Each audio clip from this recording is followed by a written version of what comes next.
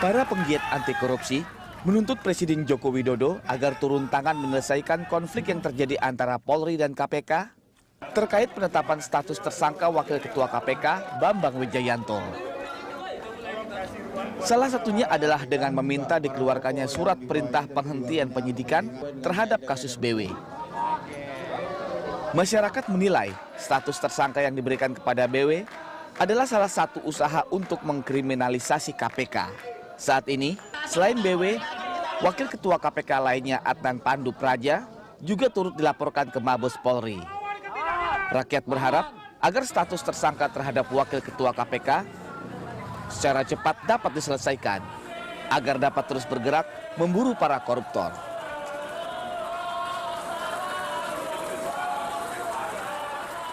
Ya, pemirsa, kita akan mendiskusikan terkait status hukum Wakil Ketua KPK Bambang Wijayanto. Bersama saya di studio telah hadir peneliti senior LIPI Ikrar Nusa Bakti, dan juga kita terhubung melalui sambungan telepon dengan mantan penasehat KPK yaitu Abdullah Heha Mahua.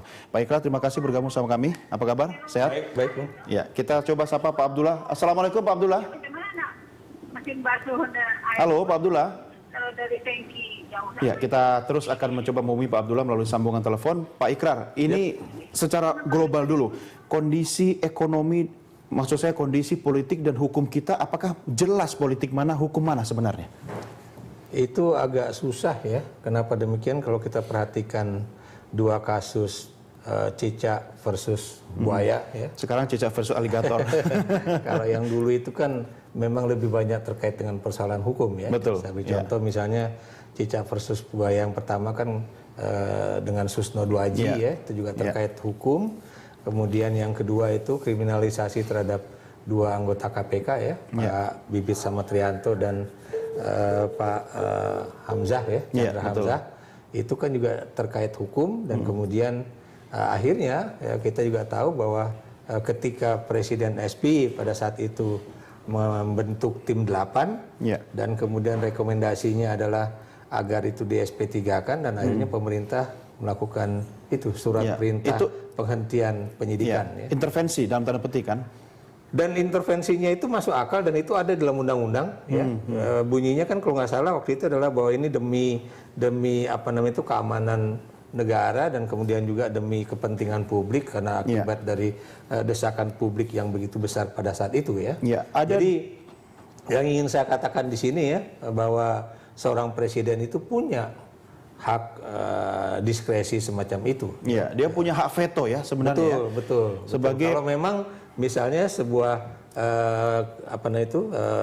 kasus hukum itu kalau disidik itu bisa menimbulkan ketidakamanan nasional ataupun misalnya menimbulkan juga misalnya protes publik yang begitu keras dan sebagainya. Asalkan lagi-lagi bahwa apa yang dituduhkan terhadap yang dikriminalkan itu memang benar-benar tidak terjadi. Iya, justru sebenarnya kalau presiden tidak melakukan intervensinya dalam kasus ini, gesekan itu makin terasa. Kalau buat saya ya, dan kalau kita lihat ya, ini kalau kita ada lagu kau yang mulai, kau yang harus mengakhiri ya, itu kan kita harus secara jujur. Ini lagu ini ditujukan ke Teguh Umar atau kemana nih? Kalau buat saya ya ke istana ya, karena biar bagaimanapun terlepas dari adanya tekanan-tekanan dari PDI. Iya, dia presidennya. Dia presiden ya. Mengapa misalnya dia mengajukan Budi Gunawan ya, yang kita tahu saat dia diajukan namanya untuk menjadi calon menteri itu udah dikasih warning, bukan sama KPK saja tapi oleh PPATK juga ya. Jadi itu yang harus kita ingat ya. Dan kalau misalnya kita kembali ke persoalan kasus BW ya, itu kan Anda tahu BW itu kan kasusnya 2010. Betul. 2012 itu juga pernah muncul ketika misalnya mereka itu harus memutuskan apakah misalnya Anas Urbaningrum itu menjadi tersangka atau tidak ya, dan kemudian ada berbagai isu bahwa katanya BW ditekan oleh istana sebab kalau dia tidak menerima itu, tidak memutuskan itu, katanya akan dibongkar kasus Kota Waringin Barat ya. Dan pertanyaan saya, kalau mau dibongkar kenapa nggak saat itu saja atau ketika dia akan menjadi pimpinan KPK ya. Dan itu kan sudah melalui fit and proper test juga kan proses DPR, di politiknya kan juga sudah terjadi, termasuk juga Adnan Pandu Praja ya, termasuk juga kalau memang Abraham Samad misalnya punya kasus-kasus yang lain misalnya yang juga dianggap menjadi tidak sesuai dengan kaedah-kaedah keadilan dan hukum Ya. itu. Baik, Pak Ikra, kita akan coba kembali menghubungi Pak Abdullah Yahya Mahwa melalui sambungan telepon. Pak Abdullah, Assalamualaikum. Pak Abdullah, Assalamualaikum.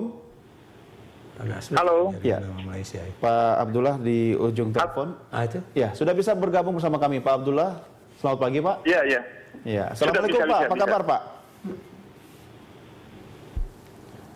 Ya, Pak Abdullah, bagaimana Bapak mensikapi terkait dengan Wakil Ketua KPK Bambang Wijayanto yang sampai saat ini juga masih dalam tanda petik sebagai tersangka? Ya, memang sebagai mantan penasihat KPK ini sangat mendukacitakan. Jadi ini saya anggap ini kasus cicak buaya jilid ketiga ini. Sebab apa? Sebenarnya yang terjadi ini bukan sekedar antara kepolisian dengan KPK atau kejaksaan dengan lembaga penegak hukum yang lain, tapi menurut saya ini hakikatnya adalah pertarungan antara koruptor dengan lembaga penegak hukum. Nah, koruptor ini yang kemudian memanfaatkan kelemahan-kelemahan dari lembaga-lembaga penegak hukum yang ada, sehingga kemudian seakan-akan terjadi pertarungan antara satu penegak hukum dengan penegak hukum yang lain. Sebab kita tahu bahwa hampir 75% dari pemilu kada di Indonesia selama sekian tahun itu diselesaikan di MK, berarti itu bermasalah. Kemudian banyak sekali anggota legislatif dari DPR maupun DPRD yang terlibat dengan korupsi, dan begitu juga orang-orang partai yang ada di eksekutif dan di Pemda. Sehingga dengan begitu saya melihat bahwa ini ada pertarungan antara lembaga penegak hukum dengan para koruptor yang disebut dengan koruptor fight back. Jadi oleh karena itu maka ketahuan sekali bahwa Pak Busro atau salah satu calon daripada dua calon yang sudah ditetapkan oleh pansel yang diajukan ke Komisi 3 DPR kemarin tidak ditetapkan sebagai salah satu untuk mengisi supaya tetap 5, itu ditangguhkan, berarti kemudian ada strategi yang sangat luar biasa, 4 orang, dan kemudian kalau salah satu lagi Pak Bambang jadi tersangka menurut Undang-Undang 30.002, beliau itu kemudian harus nonaktif, sehingga tinggal 3 orang. Kalau Pak Pandu lagi betul dilaporkan dan ditetapkan sebagai tersangka, maka kemudian itu menjadi 2 orang, otomatis itu tidak bisa menjalankan tugas sesuai dengan amanat undang-undang karena bersifat kolektif kolegial minimal 3 orang. Meskipun sebenarnya KPK itu 1 orang pimpinan pun tidak apa-apa karena KPK kita desain untuk bukan by figure, bukan by figur, tapi by sistem. Tapi karena undang-undang menetapkan harus ada kolegial kolektif. Nah, ini kelemahan dari undang-undang yang digunakan oleh para koruptor untuk kemudian menjadikan keputusan-keputusan itu menjadi tidak sah menurut mereka. Ini Mas persoalan, sehingga menurut saya menyarankan Presiden Jokowi supaya segera memerintahkan Mabes Polri dalam hal ini Barreskrim untuk menerbitkan SP3 supaya kemudian Pak Bambang itu resmi bisa aktif kembali sebagai salah seorang komisioner sehingga kinerja KPK tidak terganggu. Karena ini tahun terakhir, Mas, tugas daripada pimpinan KPK ini, sehingga dan begitu kasus-kasus besar, apakah Senturi, apakah yang lain-lain itu bisa diselesaikan secara tuntas pada beberapa bulan terakhir ini, Mas. Ya, Pak Abdullah, ini kan Barreskrim mengatakan bahwa kasus ini tidak bisa dikeluarkan SP3-nya. Pak Abdullah, Barreskrim mengatakan bahwa kasus ini tidak bisa dikeluarkan SP3-nya karena kasus ini bukan pidana dan tidak cukup alat bukti. Artinya harus menunggu 2 hal itu dulu. Kalau misalnya ada intervensi dari Presiden terkait dengan BW sendiri, bagaimana Anda melihatnya? Nah, kalau misalnya katakanlah betul ada alat bukti bahwa BW itu terlibat, ini kan lucu sebab kasus yang dituduhkan kepada BW itu di Kota Waringin ini itu kan jauh sebelum beliau menjadi pimpinan KPK. Dan untuk menjadi pimpinan KPK itu mulai proses seleksi di pansel, dan ketika pansel melakukan proses tracking, itu laporan dari berbagai pihak termasuk dari instansi kepolisian dan instansi Kejaksaan Agung dan PPATK, itu ada tracking yang dilakukan oleh pansel.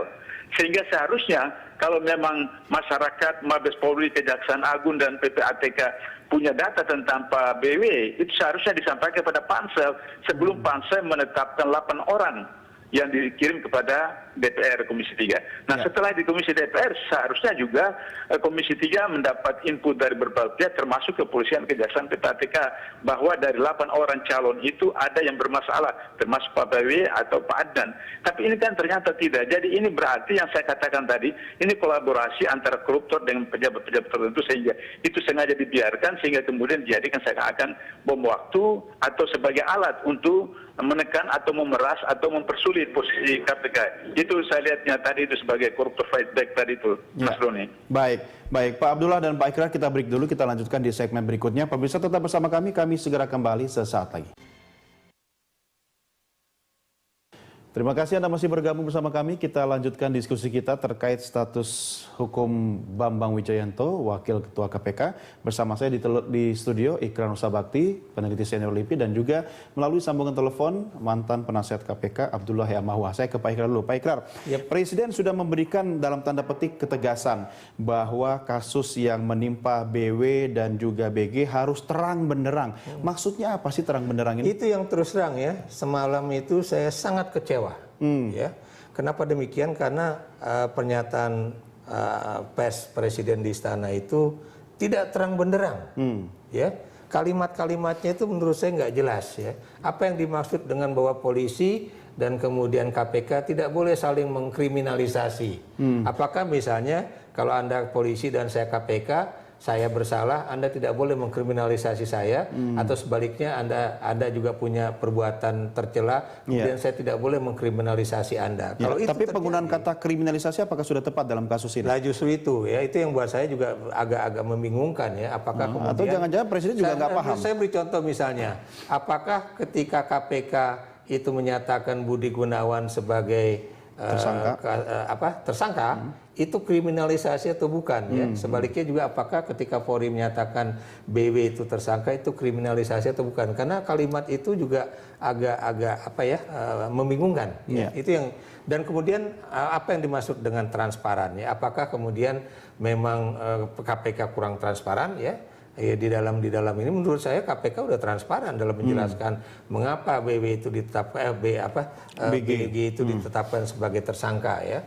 Tapi kalau Anda lihat dalam kasus BW, Anda bisa lihat ya bagaimana itu kepala Polsek atau Polres di daerah Depok itu yang kebetulan kenal sama Bambang, kemudian dipersilakan karena ada kasus lalu lintas dan sebagainya, tiba-tiba dia dimasukkan ke dalam mobil dan salah satu brigjen kemudian berupaya untuk menekan dia dengan kasus-kasus ketika Bambang masih ketua LBH Jayapura ya. Itu kan buat saya sesuatu yang unbelievable ya, seorang brigadir jenderal dan seorang kombes kemudian sampai menekan dia juga, mana prester ketika dia menjelaskan kepada anaknya mengapa saya ada di sini, bahwa prosesnya ini nggak benar dan sebagainya. Anda bisa bayangkan seorang Melati 3 mengatakan seperti itu kan sesuatu yang tidak pantas. Demikian juga seorang brigadir jenderal itu menekan BW dengan kalimat-kalimat, saya tahu Anda dulu waktu di Irian Jaya berbuat begini-begini. Buat apa? Buat saya, kalau memang dia tahu, kenapa nggak dari dulu aja si Bambang itu ditangkap ketika dia masih menjadi ketua LBH Jayapura. Dan Anda jangan lupa ya, Bambang itu ketika bertugas antara 86 sampai 93 di Jayapura sebagai ketua LBH Jayapura, dia mendapatkan pengakuan internasional ya, Kennedy Human Rights Award, coba Anda bayangkan ya. Jadi itu yang buat saya sesuatu yang aneh ya, kalau kemudian seorang yang mendapatkan penghargaan internasional itu malah dianggap sebagai seorang kriminal. Pak Ikrar, Presiden Megawati, maksud saya Presiden Joko Widodo kan sebenarnya kan memiliki sikap untuk mendengarkan masukan dari banyak orang atau mengambil keputusan atas masukan itu atau tidak gitu kan. Sebenarnya posisi Presiden sekarang dia paham tidak sih situasinya? Kalau buat saya dia sangat paham. Dia sangat paham. Mungkin Presiden Jokowi loh maksud saya. Bukan yang lain. Oh, buat saya dia sangat paham, ya, sangat paham. Cuma persoalannya mungkin karena dia mendapatkan tekanan dari sana sini, makanya kemudian terucaplah istilah jangan melakukan intervensi itu, ya. Jadi itu yang itu statement dalam kondisi tertekan atau play safe? Buat saya, dan kayaknya ini kita masih menunggu tindakan tegas apa. Kenapa demikian? Kayaknya dia melakukan satu cooling down period ya, sehingga kemudian antara Polri dengan KPK itu mulai terjadi suatu apakah itu agree to disagree atau agree to agree gitu kan, atau setuju dengan setuju, saling setuju atau saling tidak setuju, tapi kelihatannya dia menunggu apakah tim 7 itu akan bisa memberikan masukan-masukan seperti yang dulu tim 8 memberikan masukan kepada SBY. Ya. Tapi lagi-lagi sebetulnya dia tidak perlu mencontoh apa yang terjadi dengan kasus cicak dan buaya pada saat itu ya. Artinya dia bisa saja sebetulnya melakukan satu tindakan kalau memang info yang yang Jokowi miliki itu benar-benar sudah sangat valid begitu. Ya, Pak Abdullah. Ya, Pak Abdullah, kalau statement Presiden itu bisa nggak dijadikan pegangan untuk menyelamatkan institusi KPK, termasuk juga menyelamatkan Polri tentunya? Ya, kalau misalnya Presiden mengatakan bahwa kasus Pak BW terang benderang, berarti kan beliau tahu bahwa ini cukup alat bukti. Nah, kalau cukup alat bukti berarti hari ini juga Presiden harus menerbitkan surat pemberhentian sementara Pak BW supaya status hukumnya jelas sehingga KPK juga lebih jelas. Atau misalnya Presiden Jokowi menganggap terang persoalannya bahwa sebenarnya kasus Pak BW ini kriminalisasi. Berarti kemudian hari ini juga Presiden Jokowi harus memerintahkan Mabes Polri untuk menerbitkan SP3 sehingga begitu status hukum Pak BW jelas dan kemudian bisa bekerja bagaimana biasa tanpa ada gangguan dan lain.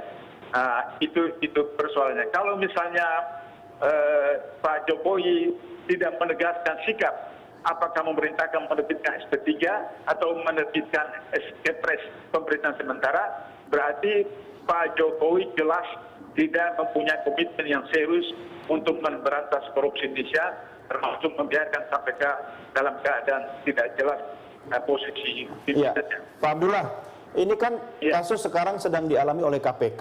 Artinya Anda sangat berharap dan masyarakat juga banyak berharap Presiden mengambil sikap tegas terhadap kondisi KPK yang dalam tanda petik dikriminalisasi. Kalau nanti ke depannya ternyata Polri atau lembaga Polri juga mendapatkan perlakuan kriminalisasi dari lembaga-lembaga lain atau dalam kondisi yang berbeda, apakah menurut Anda dalam pada tempatnya juga Presiden boleh bersikap seperti yang dilakukan kepada KPK sekarang ini?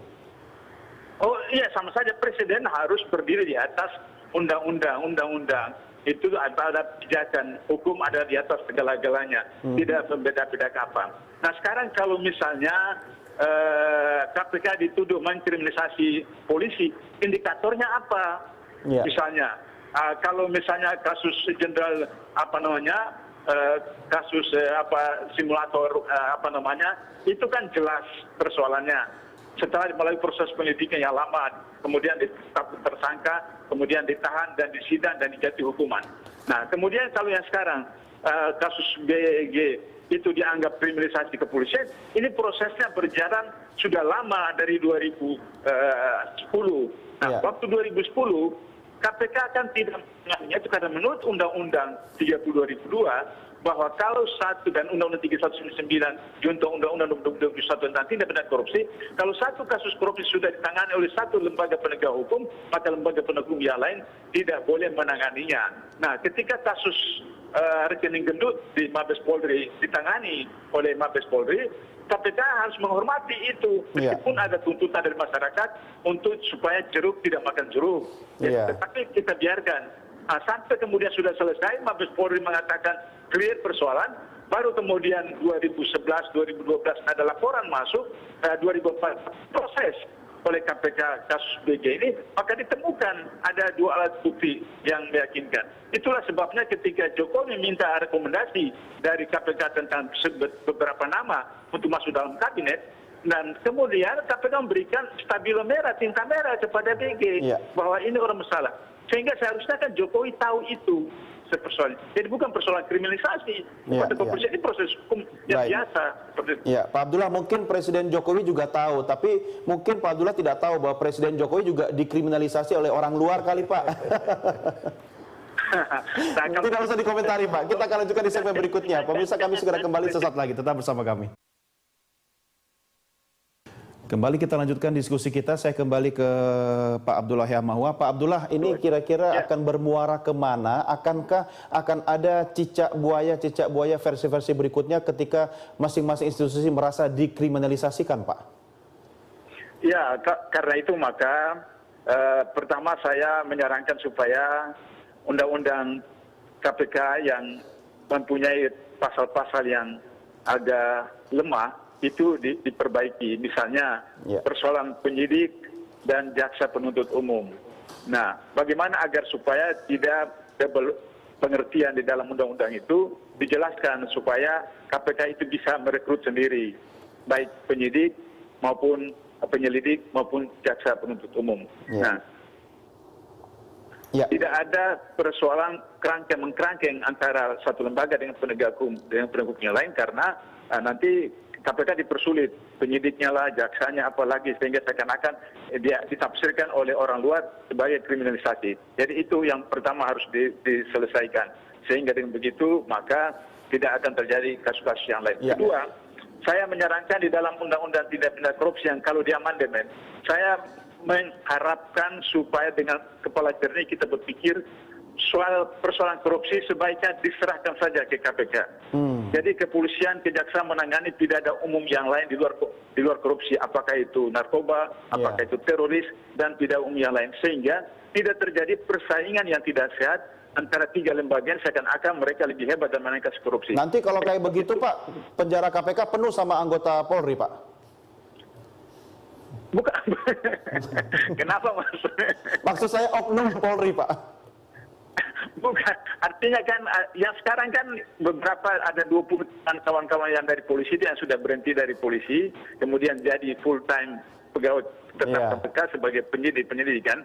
Nah, jadi artinya bahwa kalau ada polisi, ada jaksa, ada LSM, ada lawyer, ada dosen yang mau kemudian menjadi jaksa atau menjadi penyidik di KPK, kan itu prosesnya akan seleksi di KPK beda dengan instansi yang lain. Betul. Jadi siapapun dia, seleksi yang ketat di KPK, dia memenuhi syarat untuk menjadi. Dengan begitu nanti insya Allah KPK bisa lebih mandiri, terlepas dari intervensi, Pak Abdullah.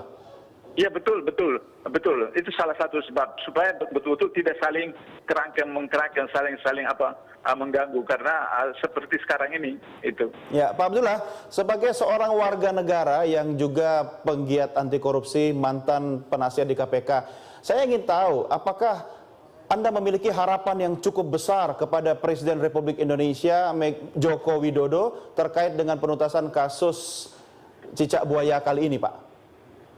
Tadinya saya berharap bahwa beliau itu karena bukan orang partai tadinya, kemudian tuntutan dan dukungan dari bawah luar biasa, saya kemudian berpikir seperti, tapi setelah penyusunan kabinet sampai sekarang, saya mencatat ada 4 blunder yang dilakukan oleh Jokowi. Pertama, dalam kampanye dia mengatakan bahwa nanti kabinetnya ramping, kurus. Tapi jumlah kabinetnya sama juga yang lalu. Ini yang kurus bukan kabinetnya, Pak, presidennya, Pak. Iya. Waktu dia kampanye kan kabinet yang ramping kan. Iya, Pak. Sama juga. Satu. Yang kedua, dia katakan jaksa agung itu profesional. Ternyata juga orang partai. Ya, yang ketiga ini kasus Kapolri. Betul. KPK sudah memberikan catatan lampu merah terhadap orang itu, tapi dimajukan juga.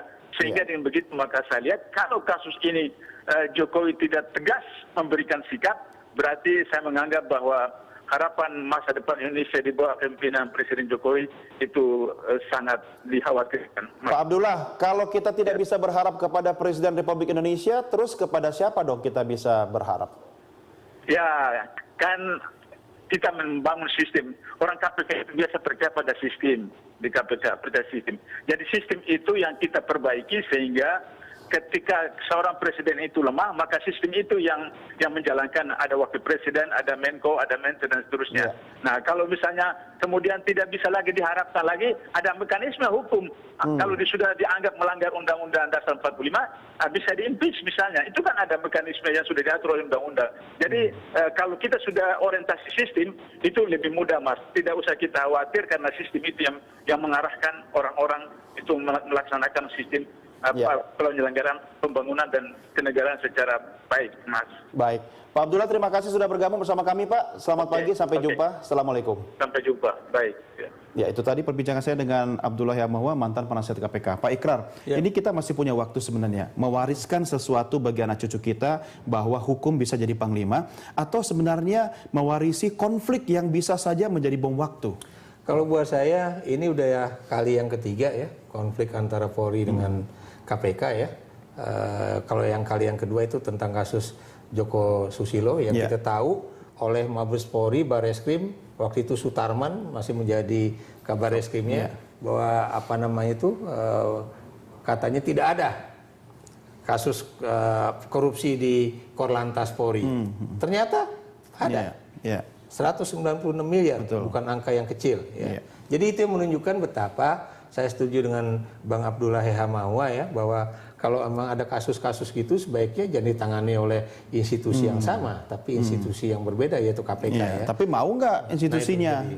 Itu yang menjadi satu hal yang sekarang aja ibaratnya baru. Dan Anda juga tahu dulu kan SBY juga begitu marahnya karena kasus itu akhirnya ditangani oleh KPK dan KPK cuma dijanjikan ini cuma satu kali ya dan ternyata sekarang ada muncul lagi. Ya.